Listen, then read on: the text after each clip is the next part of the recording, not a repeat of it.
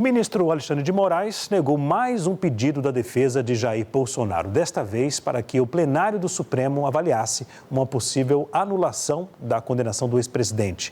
O ministro Alexandre de Moraes disse que o pedido é absolutamente incabível. A gente volta a falar com a Suane Guerreiro, que tem as informações. Suane? É isso, Leandro. Nós trouxemos, inclusive, em primeira mão essa petição que foi apresentada ontem à noite pela defesa do ex-presidente Jair Bolsonaro. E o que é que eles queriam? Que aquele julgamento lá na primeira turma que levou à condenação de Jair Bolsonaro, ele fosse reavaliado pelo plenário da Suprema Corte. Só que em dezembro a defesa já havia tentado um movimento semelhante por meio dos chamados embargos infringentes, alegando que como houve ali uma divergência em relação a essa pena por parte do ministro Luiz Fux, então caberia que esse caso fosse levado para uma nova avaliação lá pelo plenário da Suprema Corte. Mas, na época, Alexandre de Moraes disse que não cabia o pedido porque, de acordo com o regimento interno e a jurisprudência lá do Supremo Tribunal Federal, para que isso acontecesse, eram necessários 2 votos contra a maioria. E, nesse caso, só tivemos um voto contra essa condenação partindo do ministro Fux. A defesa, então, mesmo assim, fez um novo pedido de chamado de agravo regimental, dizendo que se Alexandre de Moraes não concordasse com essa reavaliação da pena, que isso fosse levado para análise do plenário do Supremo. Só que mesmo assim, Alexandre de Moraes disse o seguinte, que de acordo com o regimento interno deles, isso não é possível, não cabe, que é absolutamente incabível juridicamente entrar com um novo pedido, sendo que esse processo já não cabe mais recurso, já transitou em julgado e que o ex-presidente, inclusive, está cumprindo a pena já de 27 anos e 3 meses de prisão. Inclusive, tivemos ao longo do dia até uma determinação por parte do ministro Alexandre de Moraes, ele até retirou dos autos ali do processo esse documento, determinou essa retirada, dizendo que não cabe mais nenhum tipo de recurso para esta pena. A gente lembra que estamos também, a defesa também de Jair Bolsonaro está aguardando resposta para outros pedidos que foram feitos nos últimos dias, entre eles para ter direito à instalação de uma Smart TV e também para ter assistência religiosa ali dentro da cela de Jair Bolsonaro. Mas até o momento, a PGR, a Procuradoria-Geral da República, ainda não se posicionou sobre esses pedidos e, em consequência, o próprio ministro Alexandre de Moraes. A gente lembra também que um dos filhos de Jair Bolsonaro, o senador Flávio, ele esteve hoje fazendo uma visita ao ex-presidente na Superintendência da Polícia Federal e na saída ele falou com a imprensa, disse que a defesa de Jair Bolsonaro vai tentar novamente, um novo pedido ali de prisão domiciliar humanitária, considerando a situação de saúde do ex-presidente, mas até o momento este novo pedido ainda não foi enviado neste processo. Volto com você, Leandro. Essa é Suane Guerreiro, nossa repórter, uma das lá de Brasília. Suane, você continua com a gente aqui no News Noite, porque qualquer novidade aí de Brasília, por favor, aciona a gente que você retorna ao vivo. Combinado? Obrigado por enquanto, tá? Até já. Olha, sobre esses pedidos da defesa do ex-presidente Jair Bolsonaro, conversamos agora com o advogado André Marcília e com o ex-procurador de Justiça, Roberto Tardelli. Aos dois eu agradeço a presença demais aqui ao Tardelli, também ao Marcília. Já faz um tempo que eu pensei, olha, eu quero os dois juntos para poder a gente fazer uma conversa, a gente tem uma conversa aqui de assuntos que causam divergência, no noticiário, no dia a dia. Muito obrigado, viu, Tardelli, pela presença, também ao André Marcília. Vou começar com a pergunta. Senhores, o caso do ex-presidente ainda pode ser julgado, no caso, pelo Supremo Tribunal Federal? Pode ser questionado? Marcília. Boa noite, Leandro. Cumprimento o Tardelli e toda a audiência. Olha, o caso do Bolsonaro, ele ainda, mesmo com o trânsito em julgado, ainda há a possibilidade, entendo eu, de uma ação autônoma chamada revisão criminal, que ela passa a ser possível justamente depois do trânsito em julgado.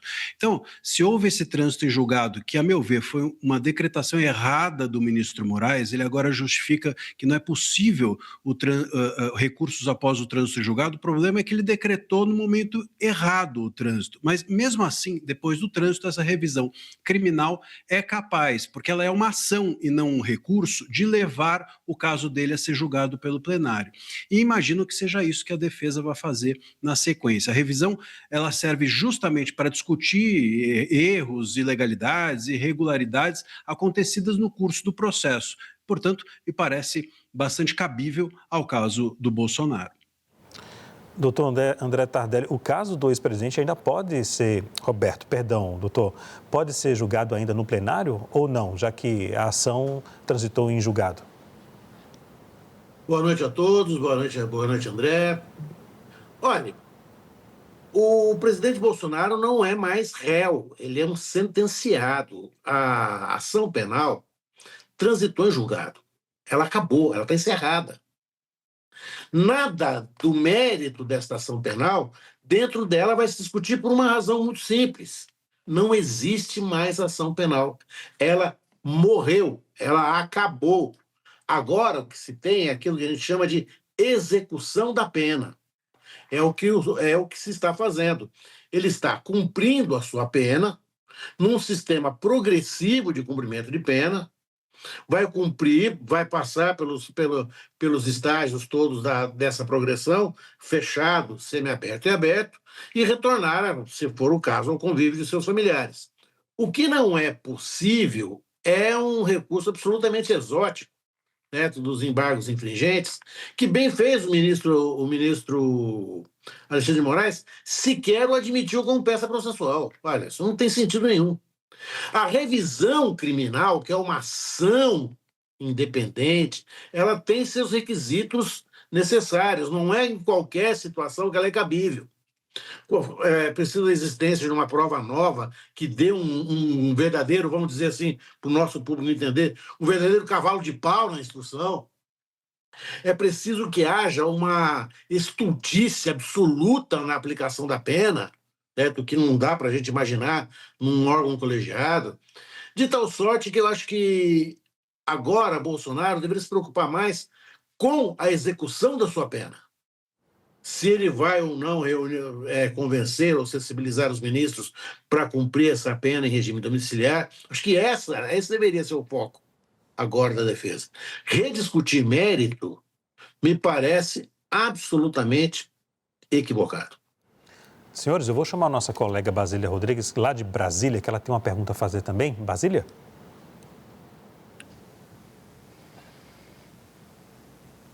Oi, tudo bem?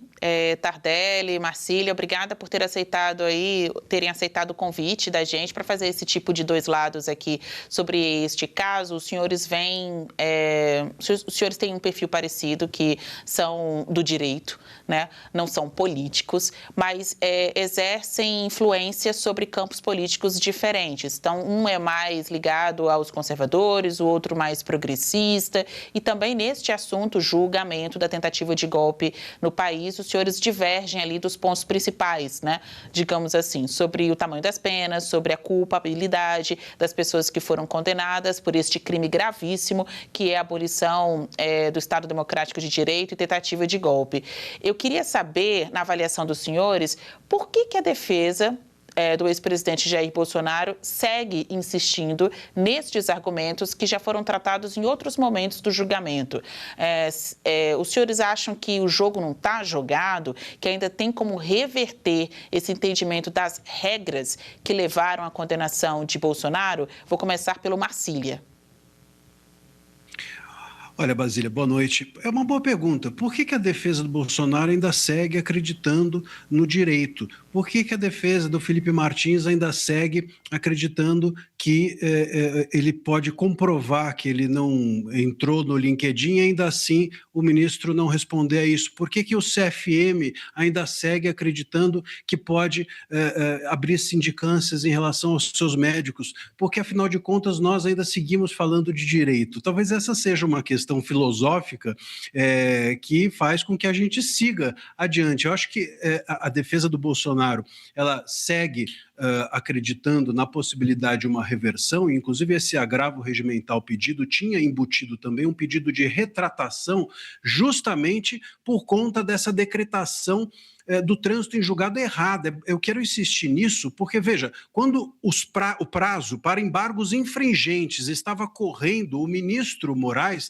teve ali uma ansiedade imensa e decretou o trânsito. Uma coisa é a jurisprudência entender que o recurso do Bolsonaro não teria sucesso. Outra coisa é você ter acesso à possibilidade de ajuizar o recurso dentro do prazo cabível. O que o Moraes fez foi impedir que o recurso fosse ajuizado, com a decretação precoce do trânsito em julgado.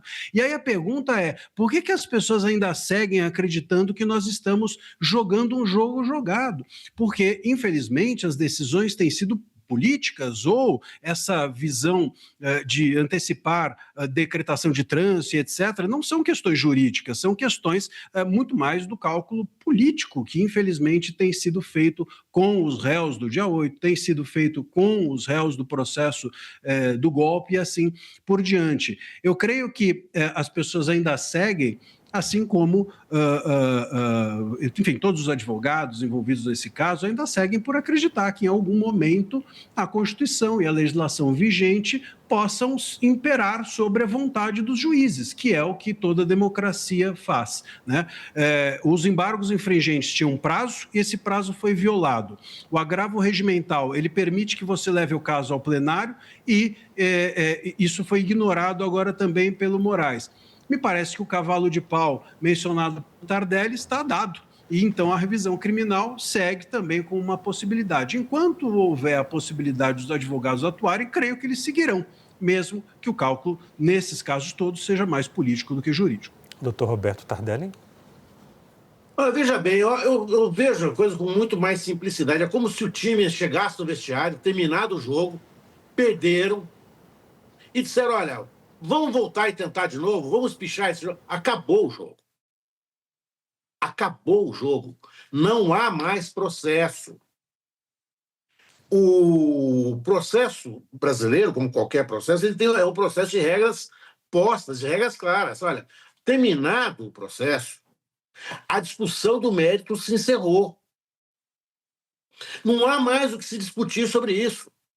Não há mais o que se discutir sobre qualquer fato ali discutido. O Supremo Tribunal Federal, que não é o ministro Alexandre de Moraes, é um colegiado, um conjunto de ministros, decidiu, por ampla maioria de votos, sobre a responsabilidade criminal do ex-presidente Jair Bolsonaro e de seus principais assessores. Isso está encerrado. Essa novela não pode voltar mais, porque ela acabou. Acabou, e qual foi o final? Ao invés de haver o casamento de todo final de novela, houve prisões. As prisões foram decretadas dentro de um processo em que todos os réus tiveram direito de defesa. O que vai se discutir agora, a única possibilidade de se discutir agora, no fluxo natural das coisas, é o cumprimento da pena. Se Bolsonaro tem ou não tem direito à prisão domiciliar. Essa é uma questão que está posta e deve ser discutida. Agora, não é mais possível estabelecer nova discussão de méritos. Isso acabou. Olha, mas vamos supor que a decisão do trânsito em julgado tenha sido precipitada. Ora, se foi precipitada, não há mais o que ser feito. O recurso utilizado foi absolutamente... Eu até saí aqui da cama, dei um toquinho aqui, agora melhor. Né? O recurso utilizado foi absolutamente equivocado. Não é possível discussão de mérito. Agora, só se quebra a coisa julgada, que é o que existe, com uma ação própria chamada revisão criminal. Essa está no amplo domínio da possibilidade dos advogados de Jair Bolsonaro. Agora, o processo acabou. Toda a discussão que está sendo feita nesse processo de mérito acabou. Morreu. Perderam. Os argumentos não foram vencedores. Pelo contrário, foram argumentos vencidos. Agora, a vida que segue. O processo anda para frente. Tentar recuar o processo, olha, mandar para o pleno, são atitudes que eu posso até considerar heróicas do ponto de vista da dedicação do advogado ao seu cliente, certo? Da luta do advogado pela sua defesa, mas o fato concreto, posto e legal, é que esse processo acabou. Agora, doutor Tardelli, nesse aspecto que o senhor falou agora há pouco, a defesa pode pedir a nulidade da ação penal e que Jair Bolsonaro seja absolvido dos crimes de organização criminosa, tentativa de abolição violenta do Estado Democrático de Direito, golpe de Estado, dano qualificado pela violência, já que ele não estava no Brasil. Esse é o argumento da defesa. Ele pode ser reconsiderado nesse novo instrumento de questionamento? Eu tô brigando com a minha imagem aqui. Agora eu tô... Roberto Tardelli teimoso, né? A questão é a seguinte. A questão que a gente tem que pensar é a seguinte. Toda a discussão de mérito acabou. Morreu. Olha, mas há uma nulidade. Essa nulidade foi arguída no momento certo, com o recurso correto, certo? Com a disposição, porque você tem que usar... Isso é como um jogo de futebol. Você não pode bater o lateral com o pé, certo? Ah, mas eu bati o lateral direitinho. Não, você bateu com o pé, está errado. O que é preciso é que nós estabeleçamos que, por mais que eles estejam imbuídos desse fervor da defesa, o fato é que o processo acabou. Essa discussão não mais existe. Se houve nulidade, se não ouviu quem tinha que ter ouvido, se não respondeu, não sei o que... Acabou. Isso acabou. Não acabou por decisão monocrática. Acabou por decisão colegiada.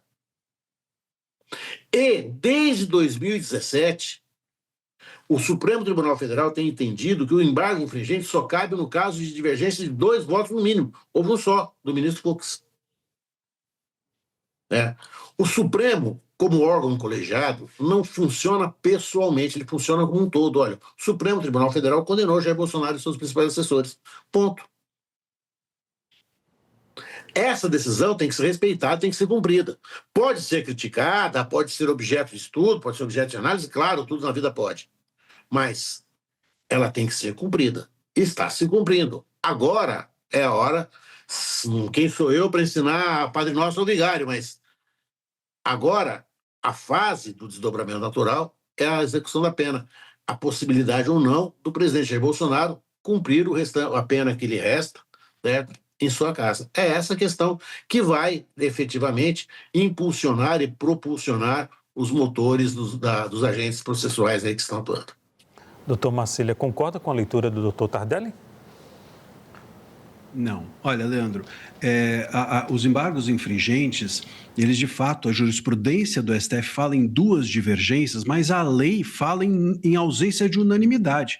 A ausência de unanimidade pode ser uma divergência, e foi a divergência do voto do Fux. Então, uma coisa é o que é a jurisprudência, outra coisa é o que é a lei. A jurisprudência pode fazer o seu recurso ter ou não sucesso, mas se a lei ela fala em não unanimidade, e é isso que ela fala, você tem direito a fazer o recurso, ainda que ele não tenha sucesso lá na frente. Foi impedido ao Bolsonaro fazer o recurso, ter o seu recurso apreciado. O decreto precipitado do trânsito em julgado tirou o acesso à justiça do Bolsonaro. Então a gente, para usar até a imagem, e eu creio que o Tardelli concorde comigo, que houve uma precipitação do trânsito em julgado por conta de um entendimento sobre a jurisprudência e não sobre a lei. Isso é um absurdo o que aconteceu. E se houve a precipitação do trânsito em julgado, o tal do acabou o jogo que o Tardelli mencionou, eu vou usar essa imagem aqui, significa mais ou menos o seguinte: tinha um time ganhando do outro de 2-1 e o juiz apitou aos 20 do segundo tempo e falou, acabou o jogo. Bom, acabou o jogo porque o juiz apitou, mas estava aos 20 do segundo tempo e a gente não pode se conformar com isso. Não é porque o juiz apitou errado que o jogo acabou. Senão a gente precisa, por exemplo, também se conformar com o fato de que amanhã no Irã vai ter um jovem enforcado por decisão das autoridades e do judiciário deles. Então o que está errado não pode simplesmente ter acabado se está errado. E aí é justamente nesses momentos, nesses cavalos de pau, que surge a possibilidade, no caso da revisão criminal ou até da retratação do Moraes em relação a essa precipitação do trânsito em julgado, que foi o que ele não fez, e eu espero que a revisão criminal, caindo com outro ministro, possa fazer. Portanto, não houve o término do jogo, não houve o término da discussão do mérito, houve uma precipitação do fim do jogo por conta de um cálculo jurídico completamente errado ou um cálculo político por parte dos juízes dessa questão. Basília? Tratando do que é fato, o ex-presidente Jair Bolsonaro está inelegível e preso na Superintendência da Polícia Federal do Distrito Federal, nessa etapa pós-trânsito em julgado. Então, a pena deles está sendo executada. Eu queria que os senhores dessem a seguinte avaliação, fizessem a seguinte avaliação.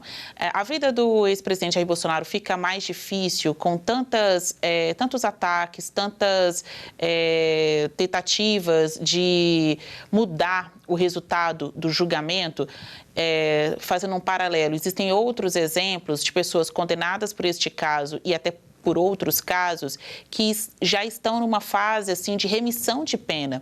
Vou ficar com 2 exemplos. Um outro caso, Walter Delgatti, que foi condenado por invadir sistemas do judiciário.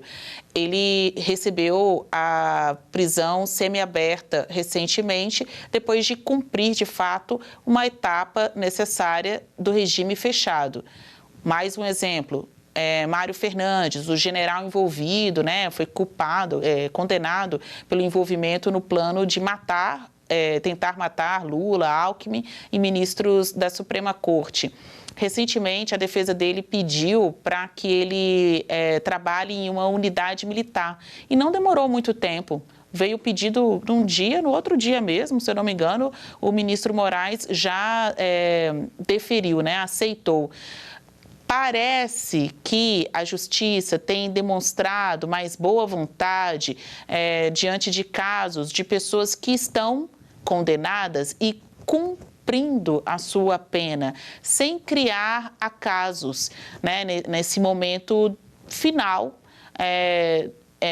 de cumprimento da decisão feita pelo Supremo Tribunal Federal. Os senhores acham que a situação de Bolsonaro daqui para frente tende a melhorar ou piorar nessa etapa da prisão? Ele vai seguir o que a Justiça determina ou ele vai continuar insistindo do contrário? Marcília.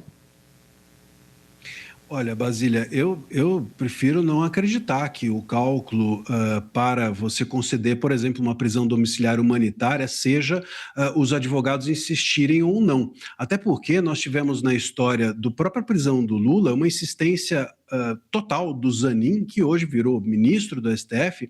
Inclusive, a insistência dele foi alvo de homenagens dentro do próprio STF, que ele batalhou e não cessou de... Eu, inclusive, me lembro do ministro Gilmar Mendes chegou a se emocionar com a batalha feita pelo Zanin dentro da corte em favor do presidente Lula, inclusive fora do país também, em outros organismos como ONU, OEA e assim por diante. Então, eu não posso crer que essa mesma corte que recebeu tão bem a insistência do Zanin no caso Lula, agora trate ou vá tratar mal ou não dar certos benefícios ao Bolsonaro em razão da insistência da sua defesa em defender o seu cliente. Seria uma total incongruência e até mesmo uma certa criminalização ou uma punição da atividade do advogado. Então, eu espero que assim não seja.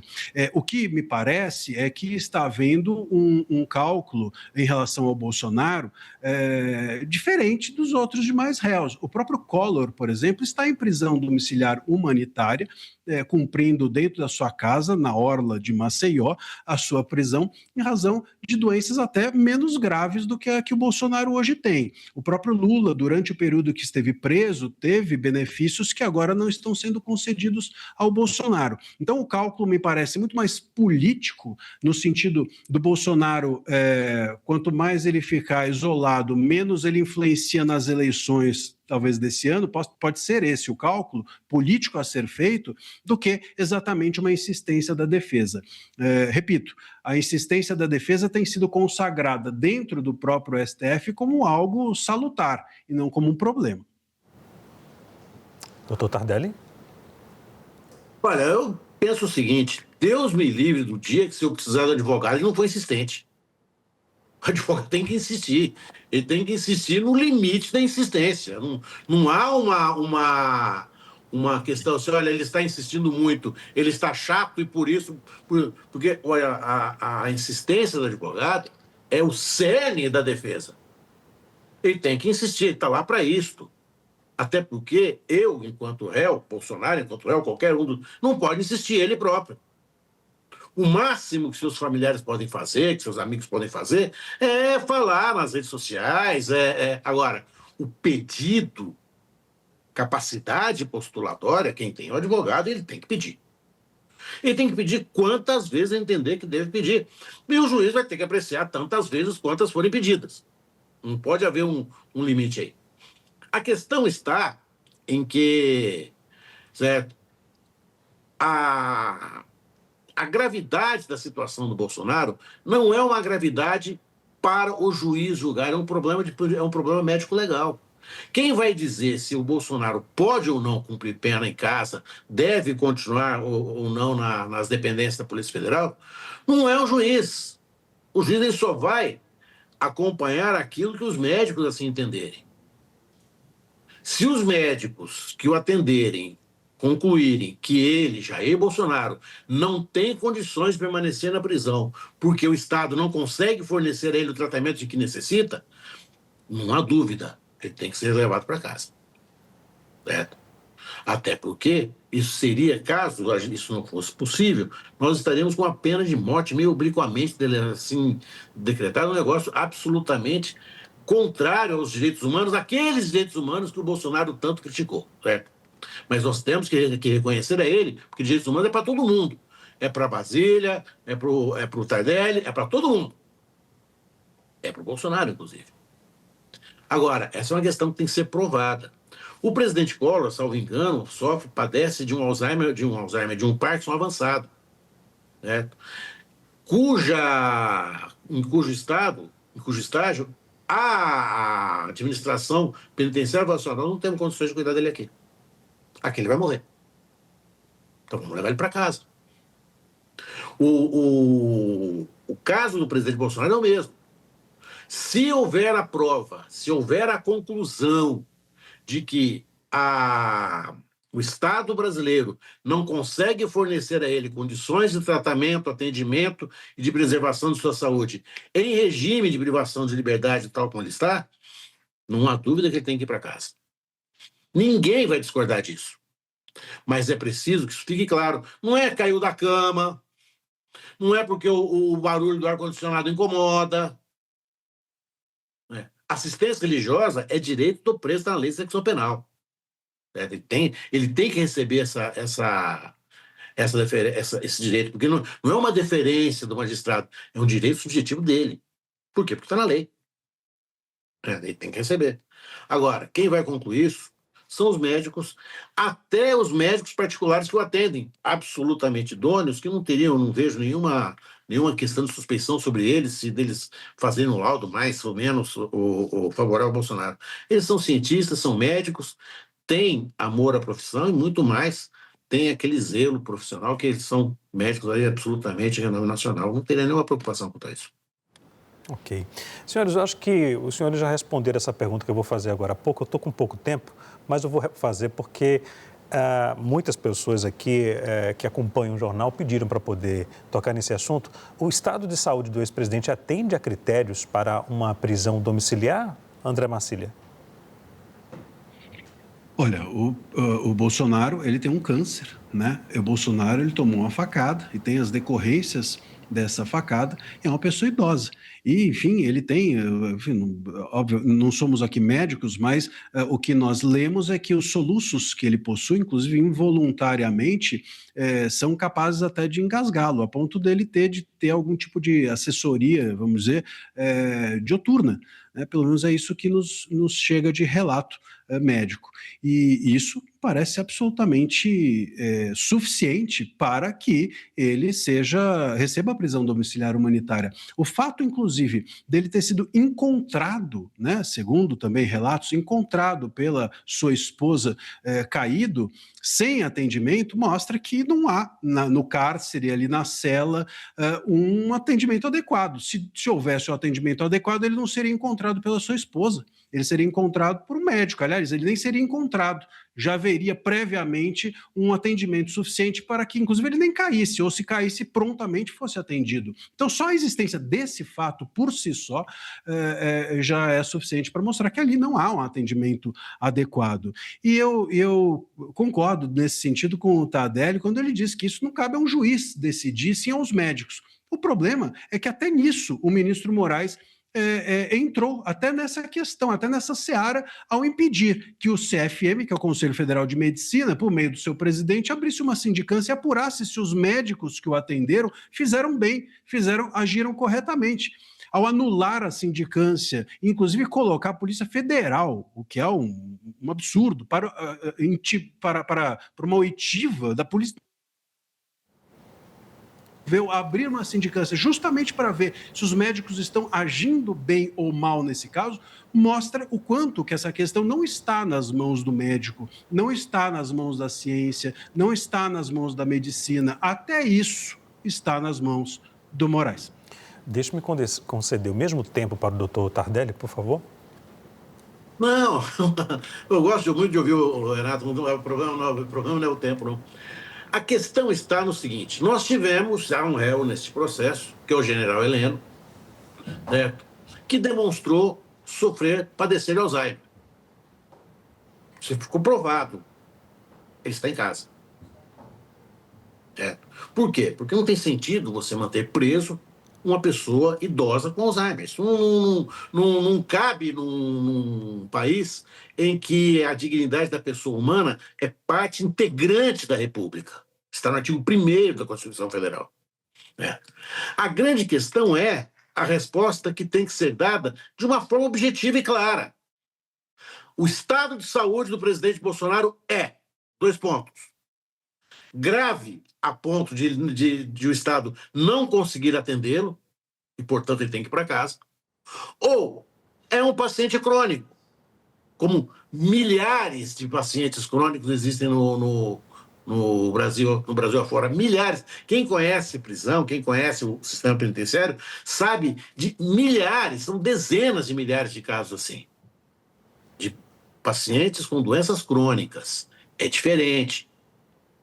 Se houver uma assertividade médica, no sentido de dizer, o presidente Bolsonaro não pode, porque ele não tem o atendimento de que ele necessita aí e não poderia ter, o caso, não tem dúvida alguma, tem que ser imediatamente linkado para a casa dele, imediatamente.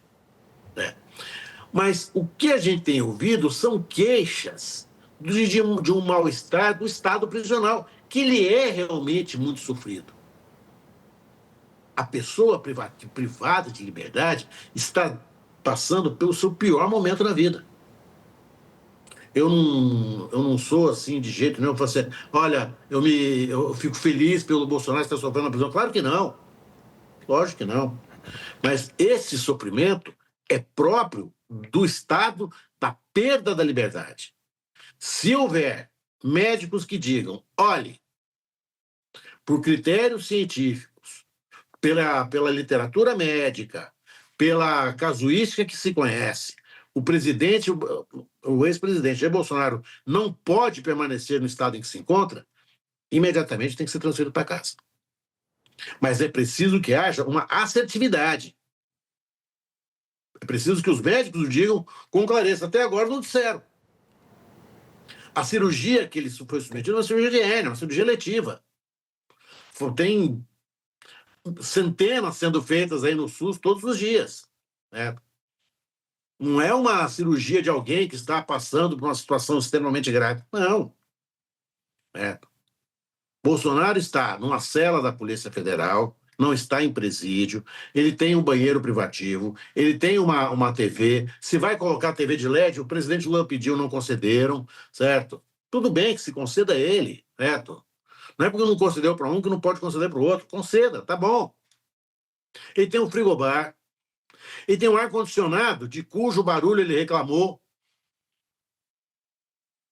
Ok. A situação prisional do Jair Bolsonaro, ela é absolutamente dentro, não é privilégio, é um direito que ele tem por ser ex-presidente da República. É isso. Enquanto houver essa atividade, essa coisa vai continuar. Ok. Senhores, eu agradeço aqui pela discussão, pela análise desse assunto. Obrigado ao doutor Roberto Tardelli e também ao doutor André Marcília. Prazer tê-los aqui, viu, no SBT News. Uma boa noite e até a próxima.